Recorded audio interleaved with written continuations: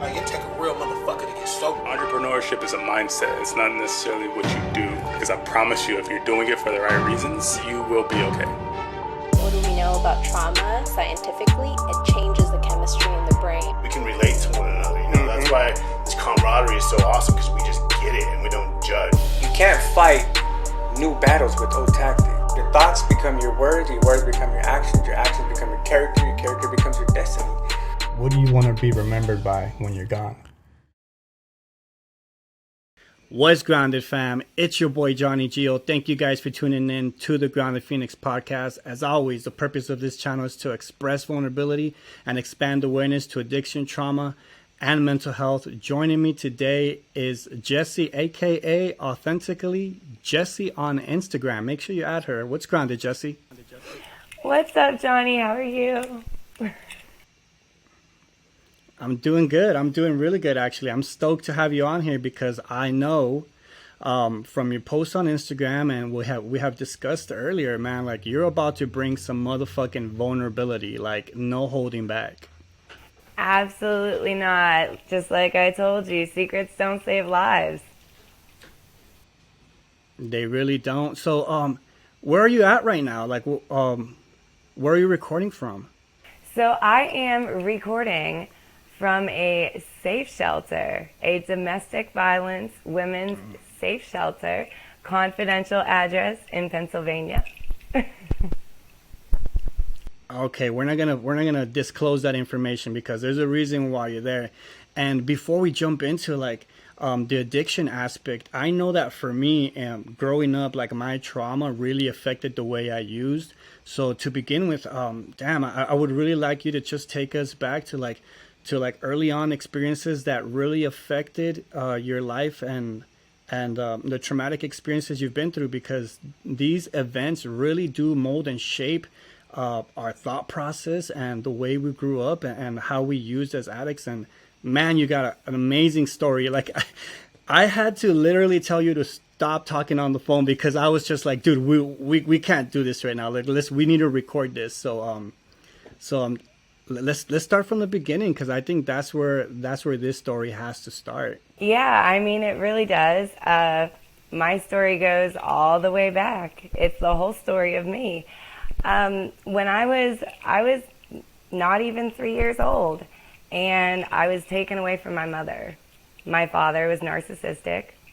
They tried to make it work several times, and he took off with us, left my mom with no kids.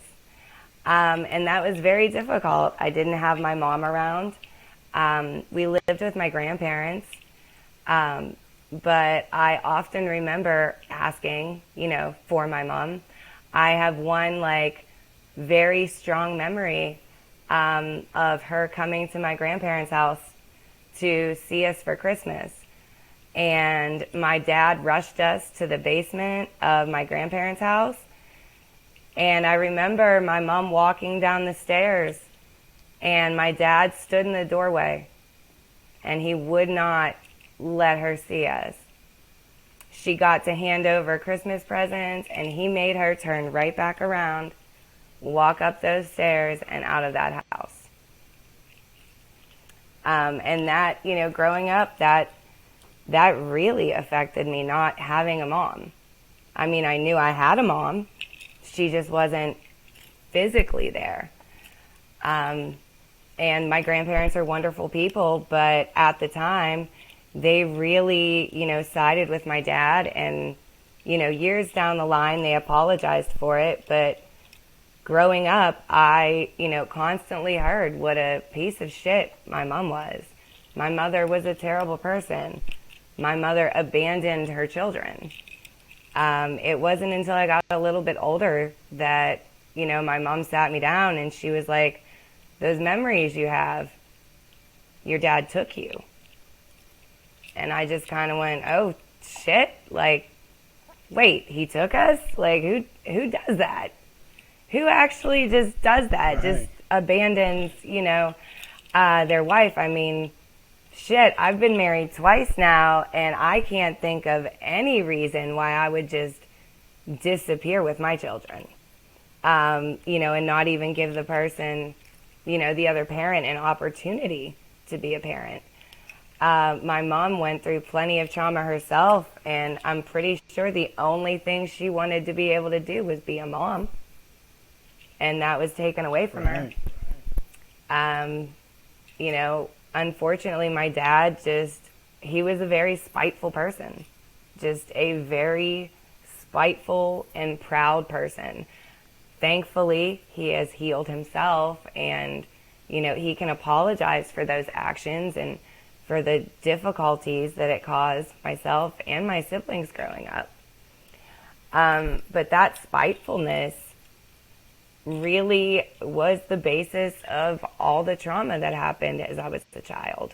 It wasn't bad enough that he ran off with us once. I mean, once is too many. But he did it twice.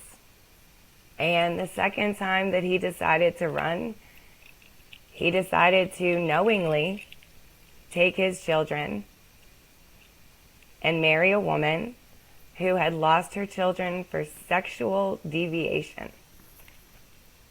Wow. Okay, so let me interrupt right there. I'm so sorry, because I did not know what sexual deviation meant. So, in case you don't know, that is something else. Please explain to the audience what that means and what your dad essentially did. So Linda, I will never forget her name. Linda lost her children because she was having sex with them. She was having sex with her own kids. She had lost custody of her kids. And my uncle is an attorney, a very good one. That's how my dad was able to keep us away from my mom. But my dad helped this woman get her children back. Knowingly helped this woman get her children back. And then moved us 900 miles away into a home with them. What was that like living with them? Linda was she was just horrific. There's no other words to describe her. She was physically abusive. She was mentally abusive. As punishments, she very literally had meals that she would feed us. One was plain elbow macaroni noodles and chicken heart. Wow. And we would have to eat it until it was gone. She used to make my brother and I watch Pet Sematary before bed. I mean, just some crazy shit.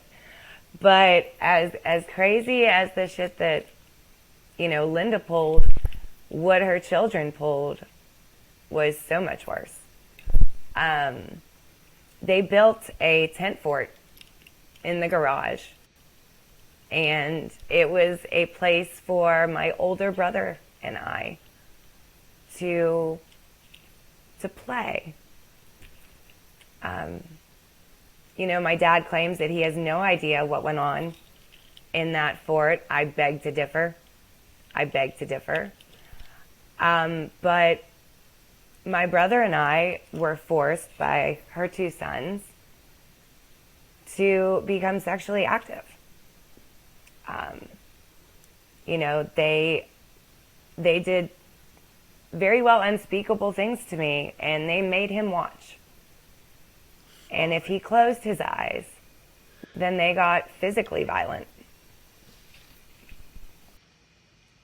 How old were they, and how old were you at this point? I was 7. My brother was not even 9.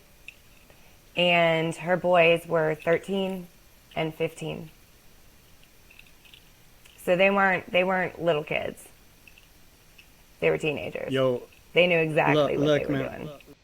For sure they did. I'm like really sorry to hear that, and I really appreciate you being open about this. And I know it takes a lot of balls to fucking come out and say shit like this, and it takes a lot of heart, because I know the reason why you do this is to help people and to show people how, you know, that you are able to heal, and you are able to look back at this and heal from it. Yeah, I mean, those boys, you know, I can forgive them. To this day, today I can look at you and say that I forgive them. Do I forgive her? Not a chance. You know, she solidified what her boys would become.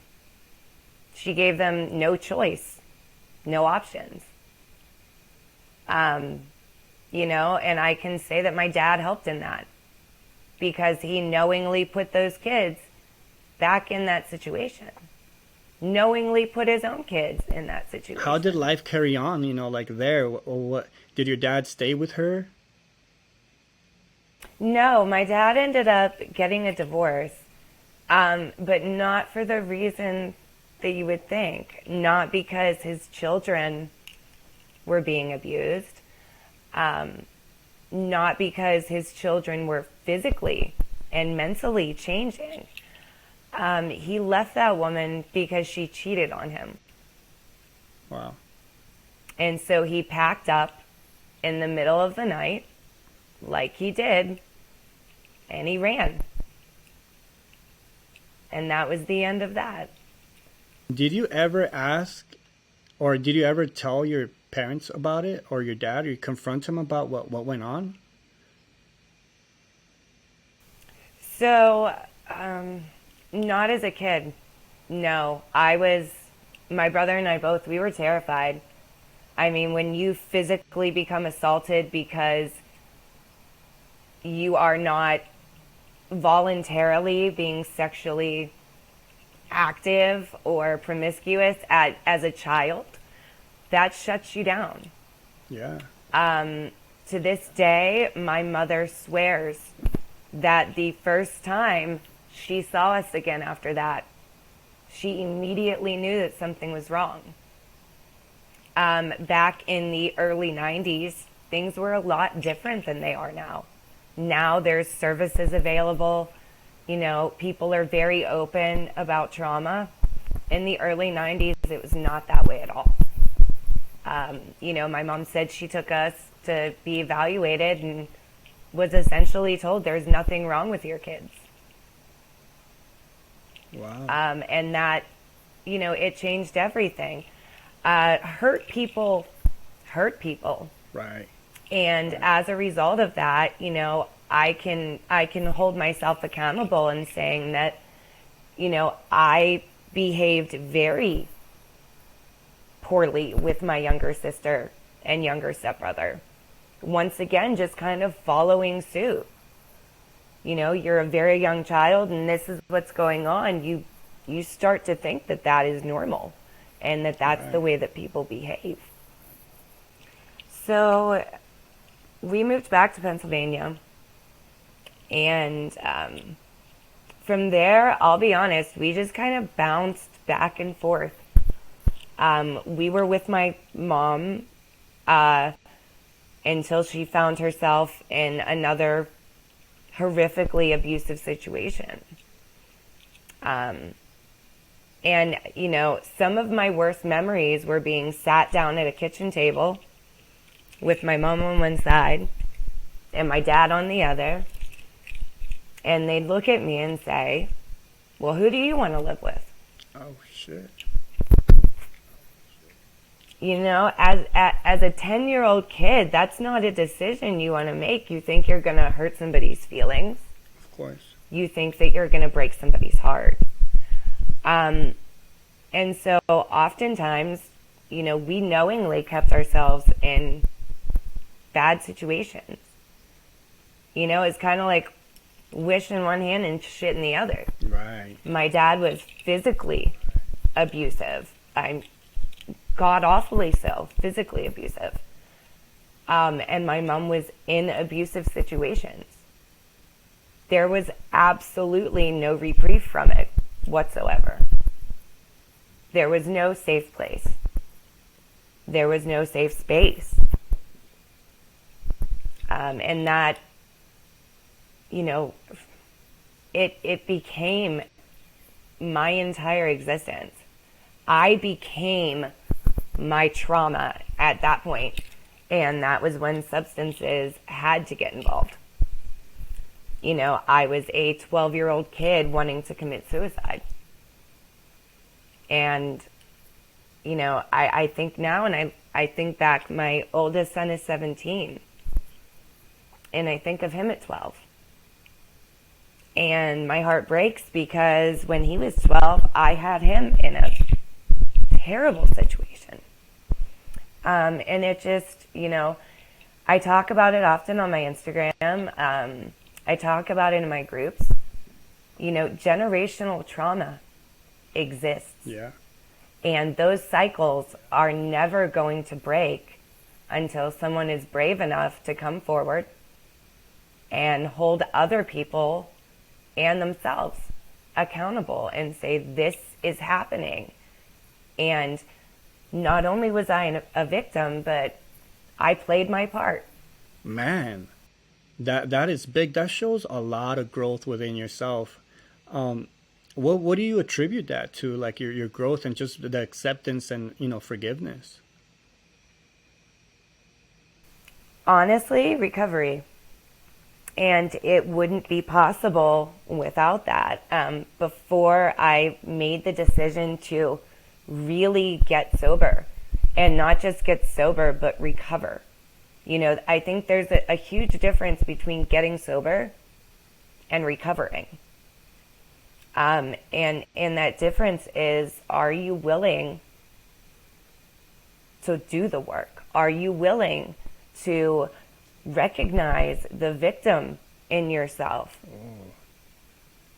and allow that part of you to come forward? Allow that quiet voice that's been screaming from deep within your soul for all these years to finally come forward and say, my name is Jessica.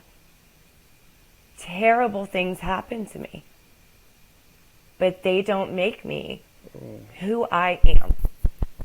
I am so much more. And that, you know, me being able to say that is very literally only through recovery. Before recovery, I was very bitter. And I played the victim. And only the victim. You know, I held on to my addictions and even held on to my role or my reflection of myself as a mother, as a victim. You know, I never allowed myself to really open up in friendships, in relationships, even the ones with my children. And, you know, thinking back now, that's a lot of time that I won't get back. You know, and then I have to accept that that's okay. I may have had 35 years that were awful, but my next 35, they're going to be fucking amazing. Hell fucking yeah. That's what I'm talking about right there, man. I love it, man. Damn, let's do this. Let's continue this conversation because, man, your story is just so jam-packed with I mean, trauma, which is not good, but at the same time, you managed to flip that and really turn it into something where you can enlighten others and just be the light to somebody's darkness. And that's why I'm really just grateful to have you on. I want to talk about you as a mother and when the addiction started because, well, first of all, how much time do you have on you right now? Sober time, clean time? I am 220 consecutive sober days today.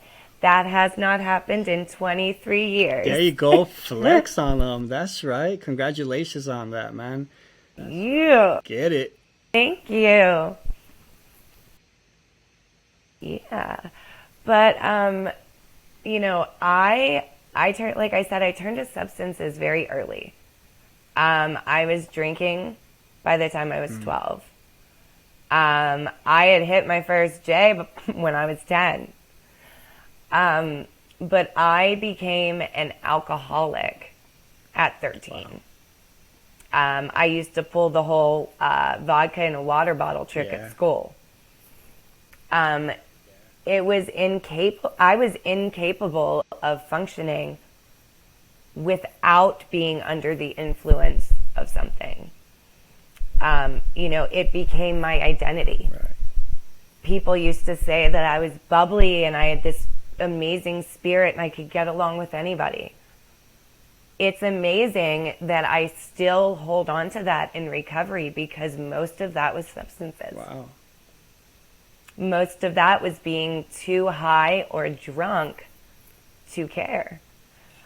My alcoholism used to be just, I thought it was going to kill me. I found myself, I used to, after going through trauma like that, I held on to my looks. And, it didn't help that my junior year in high school, my father told me to, make sure I stayed pretty. Because that's all I was ever going to have. And all anybody was ever going to want me for. Fuck. It shaped how I behaved. It shaped the jobs that I took. I became a bartender. And obviously I was able to drink at work, right? And it was awesome to have a bartender behind the bar that was willing to do shots with you and flash your tits. And, that was awesome. Inside, I was broken. I was so fucking broken. Eventually, I started dancing, and that was when I truly lost all sense of who I was. I used to leave my son, Gavin was 3 at the time. I used to leave him with sitters, and go to work at 8 o'clock at night, and I wasn't showing back up at home until 7 or 8 o'clock the next morning. I remember one instance very, very clearly where I got in the morning, and Gavin's dad, wasn't around. He didn't really exist in Gavin's life when he was younger. There's a lot to that story that my son doesn't know. And I don't know that, if he asks questions, I'll be truthful. If he doesn't, I don't know that I will break his heart that way. I just don't want to put any more on him. I've hurt that boy or that young man in incredible ways.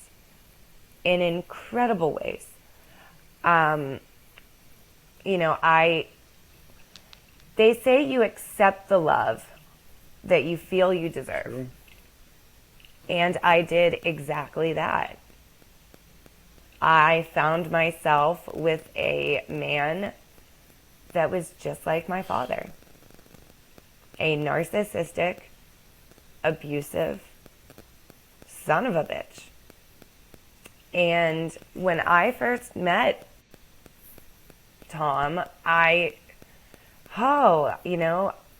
he was everything, right? It kills me to even say it out loud, but I have to. I allowed this man to take on a role as Gavin's father. Gavin called him dad.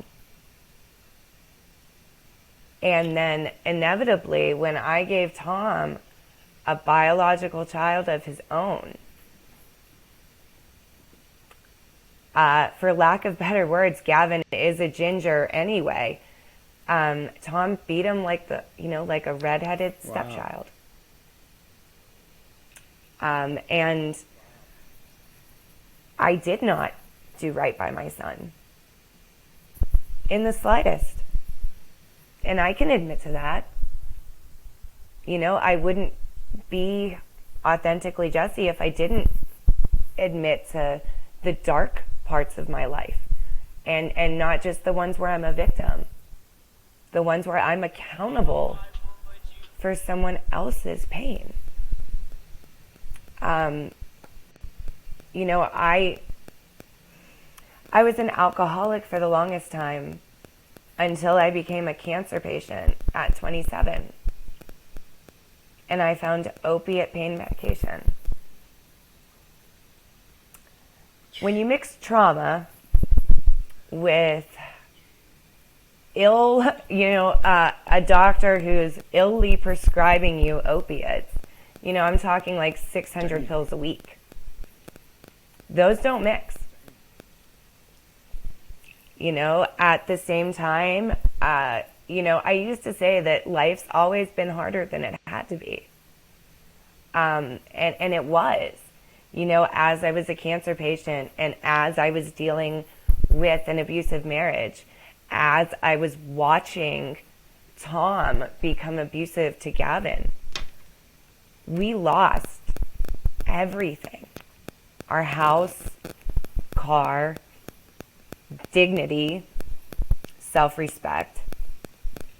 And we moved into Tom's mother's house, you know, kind of as a last resort. And, you know, it pains me when I say that that is when Tom really turned. And it wasn't just words. And it wasn't an occasional push or, you know, maybe a hit here or there. That man became torturous and venomous and allowed his mother to do the same.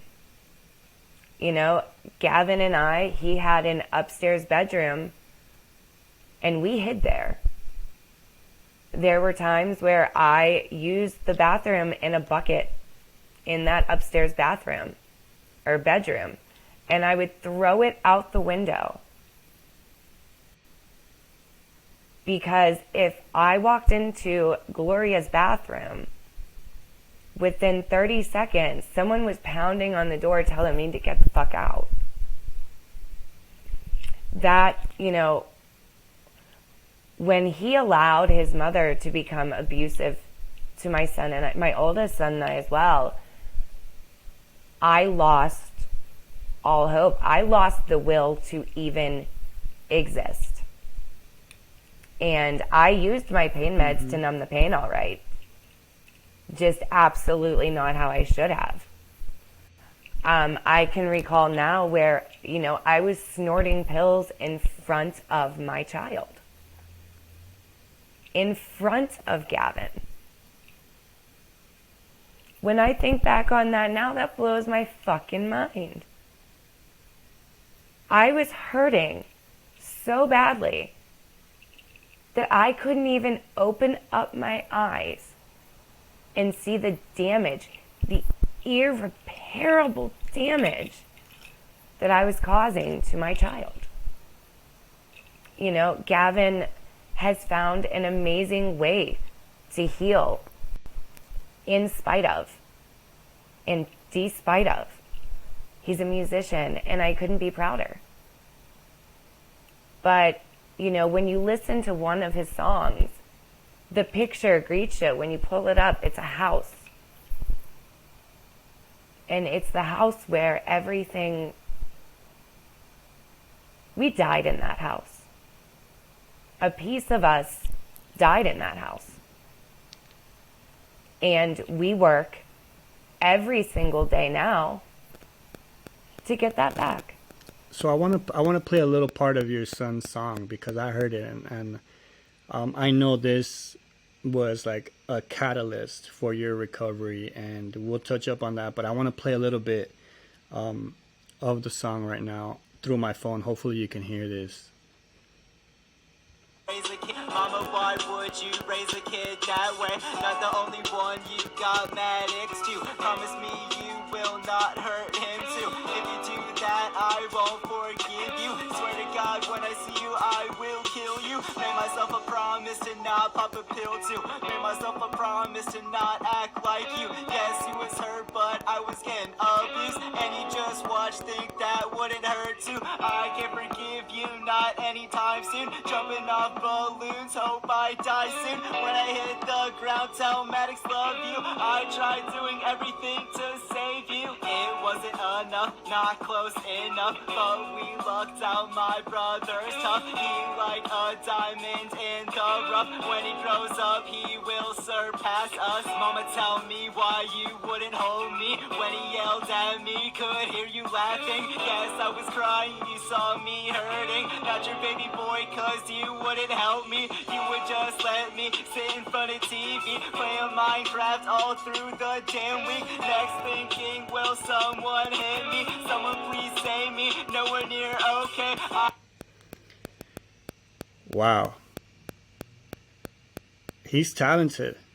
And that is so deep. That is so deep, man. I heard this song and I was in awe, and I was just like, damn. You know, I can see how this was the wake-up call. It was. If you click the info to that song, it tells you behind this track. And if you look, it'll tell you that it's 8 months ago. And I am 7 months and so 1 when week you played sober. this song, when you heard this song, was it like instant? Or walk me through that moment when you heard this song. So, you know, I followed Gavin on social media, you know, but I followed at a distance. I caused him so much pain, and every time I came around, it was painful for him. I remember sitting, I used to shoot up in my bedroom, kind of in my, not a walk-in closet, but you could open the door and it was big enough. And at the time when I heard this song, some context, I was actively trying to overdose every chance that I could. I did not want to hurt anybody anymore. And I had resonated with the fact that where I was at in my life with Tom, with Maddox, Gavin being 600 miles away, that it was never going to get better. And I saw him, you know, advertise his new track. And as soon as I saw the picture and I saw that house, chills ran up my spine. And I remember being so afraid to press play because I had no idea what I was going to hear. As the song started, you know, I got the gist of it, and I was like, okay, you know, and I kept an open mind because the tagline on his SoundCloud is everybody's got to heal somehow. I kept an open mind up until the words, when I see you, I will kill you, came out. And I paused it and I replayed it about 50 times. I needed to hear that. And not just hear it. I needed to feel what he meant and how difficult saying that was. You know, at one point, Gavin looked at me and said, please, do not send me down there. I will live in the car with you. And like I told you over the phone, I knew immediately that he would have followed me all the way to hell. And I would have taken him there, selfishly. You know, my broken, fucked up trauma brain would have said it was love. And it would have been selfishness. So once I allowed myself to finish that song, I literally made the decision that you have to change. I don't know how you're going to do it, Jessica, but you have to fucking change. Unfortunately, the dynamic in my abusive situation, this was a man who used to sit and laugh at me as I would be crying in the worst detox, begging him to take me to rehab, take me to a hospital, get me something, fucking something, anything. And he would just laugh at me. And usually when I was detoxing, that's when he was the most violent to me. On more than one occasion, Maddox has woken me from unconsciousness with the words, "You killed my mommy." Screaming that blood-curdling scream from a child. And I realized that no matter what, the last 23 years of using no longer mattered. The last 35 years of my life no longer mattered. What mattered was the future. So I decided, that's it. I'm gonna do it. Rah! And it still took me 3 weeks before I finally, actually went to treatment. I had been trying to, cold turkey it at home a few times. Always broke down on day 3 or 4. And then, my clean date is November 6th. On November 9th, I woke up that morning and I asked Tom for a ride to UPMC Mercy Hospital in Pittsburgh, Pennsylvania. I had made arrangements for medical detox. And I needed it. I absolutely needed medical detox. When he refused and laughed at me, something in my brain snapped.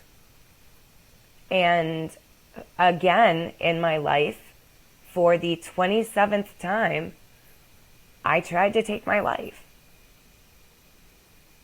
The result of that was that man grabbed me and put me through a china cabinet through the glass of a china cabinet. And then looked at me and told me that I didn't get to leave. That he wasn't done with me yet. I made it to UPMC Mercy that day, but in the back of an ambulance. So there was a paramedic in the back of that ambulance, and she looked at me, and she said, "You're getting your ass beat, aren't you?" No filter. And I just looked up and I said, "Is it that obvious?" She said, "You wear it all over your face and all over your shoulders. You're beautiful. I know this family," she said. "I know what they're about. I can guarantee I know what's been happening to you. I'm going to give you a choice. Ride with me in this ambulance. Let's go to the hospital. Get yourself some help." She said, "Or you can refuse, and I'm going to 302 you, and I guarantee the two paths do not look the same." And I realized that what I had been praying for, a sign or help, it was right there in the back of that ambulance when she gave me a choice. I said, "Let's go."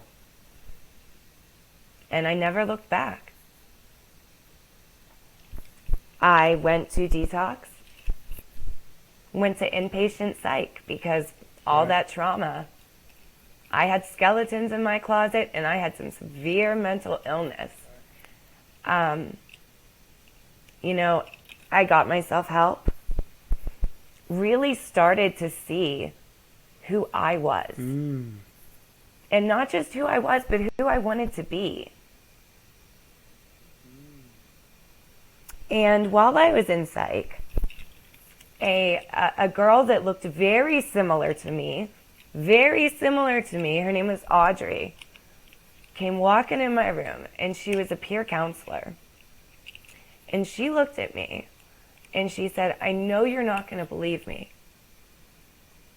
but there's light, Jessica. And I brought it here with me. If anybody's ever read my Instagram post, I say it frequently. I say I'm coming for anybody that's still in the darkness. And I'm bringing the light with me. You know, at that point, it became very clear to me. My life was going to be two things. I was either going to be a tragedy. You were going to read about me in the paper. A beautiful young woman who was taken tragically too soon.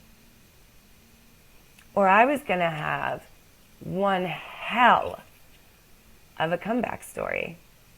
And now I'm sitting here talking to you. Which one do you think happened? That's for sure. So what are some key things in the detox and in recovery that you've really taken away that have helped you so far right now? Okay, the biggest thing that I can tell, and I tell anybody and everybody I get the chance to, do not identify as what happened to you. That is but just one small piece of your story. Just one small piece. I have 35 years of it, and mine's just one small piece. The other things I took with me were, you know, how to look at myself as a survivor and not a victim. And that to be a survivor, I had to think outside of a victim. And I had to think about, for the first time in my life, what I wanted to be. You know, back in kindergarten, when they ask you, what do you want to be when you grow up? I want to be Jessica. In whatever way that looks. You know, for me, that looks like screaming loudly into the darkness so others can hear me on whatever platform I can. It looks like, you know, whenever I was struggling over 23 years to get sober, I never attended a meeting, not once. I wasn't able to. My past traumas prevented that. About 4 months into my recovery, I decided that I saw a need, I saw a void, and I was going to fucking do something about it. And Surviving Beauty was born. It's my daily women's group. It meets over Zoom. That is strictly for women in recovery who have barriers such as trauma that prevent them from going to a meeting. Nobody should, you know, damn themselves to saying, I don't deserve recovery because of their past. You know, I want to make sure that anybody and everybody knows that they are worthy of recovery and that they are safe. You know, at one point in my life, 7.5 months ago, you know, I knew that at 3 o'clock in the morning when I got the shit beat out of me, there was not anybody who was going to answer the phone at 3 o'clock in the morning for me. Not a soul. I exist today making sure that nobody ever feels that way again. I don't care if my phone goes off 500 times in the middle of the night. No one deserves to feel that way, regardless of what they've done. I don't give a shit what they've done. I've been a heroin-addicted prostitute who watched her son be abused. I'm deserving of recovery. I absolutely am. You know, and my boys are deserving of the mother that I have become for them. The mother that has now walked through hell and can say to them, you know, I tell my boys, when you see me now, look at me and know that you can always start over. You can rewrite that story. Yeah. Fuck, burn the other pages. What matters is here. What matters is now. And right now, in this moment, I'm sober. Yeah. I'm recovering. And not even recovering, Donnie, I'm healing. And that gives me the ability to inspire others to do the same. To say, you know, find that light. The biggest thing I can tell people, and it's a shocker for most, they have the power. It's right here. You know, in detox where you're screaming up at the ceiling, help me, kill me, something, anything. That's right there for all of us. Be your own power. Be your own change.